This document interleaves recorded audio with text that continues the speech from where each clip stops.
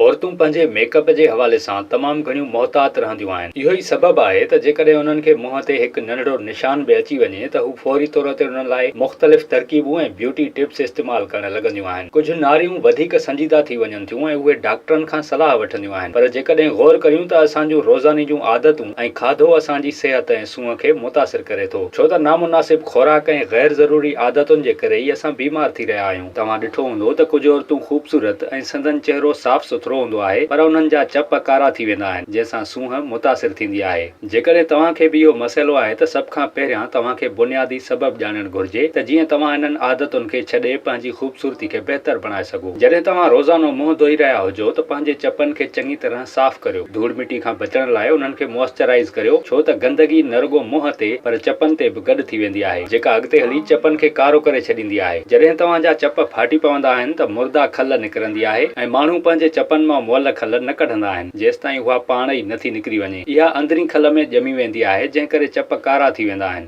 सिज में ॿाहिरि निकिरण वक़्तु सिर्फ़ु पंहिंजो मथो ढकणु ऐं मुंहुं ढकणु काफ़ी न आहे, पर चपनि खे बि बचाव वारी क्रीम लॻायो त जीअं चपनि खे सिज जे शुआनि खां बचाए सघिजे। घणी लिपस्टिक लॻाइण सां बि चपनि जो रंग ख़राब थी सघे थो, तंहिं करे हर वक़्तु लिपस्टिक इस्तेमालु करण खां पासो करियो। कोल्ड ड्रिंक्स, काफ़ी ऐं एनर्जी ड्रिंक्स जो घणो इस्तेमाल बि चपनि जी सूंहं खे ख़राब करे थो। ॻाढ़नि चपनि जे लाइ लीमो फ़ाइदेमंद आहे। लीमे जे इस्तेमाल सां चपनि जी ख़ूबसूरती बरक़रार रहंदी, जॾहिं त माखी में बि असांजी सिहत लाइ वॾा फ़ाइदा आहिनि। अधु चमचो माखी ऐं थोरो लीमे जो रस मिलायो ऐं रोज़ानो चपनि ते लॻाइण सां इहो मसइलो हल थी सघे थो। इन खां सवाइ खीर में लीमे जो रस मिलायो ऐं उन खे पंहिंजे चपनि ते लॻायो त जीअं तव्हांजा चप ख़ूबसूरत नज़र अचनि। लीमे खे कटे उन जो रस कढो ऐं बाद में खलुनि खे चपनि ते महिटियो ऐं पोइ धोई छॾियो। इन सां खल तां मुअल सेल्स हटी वेंदा।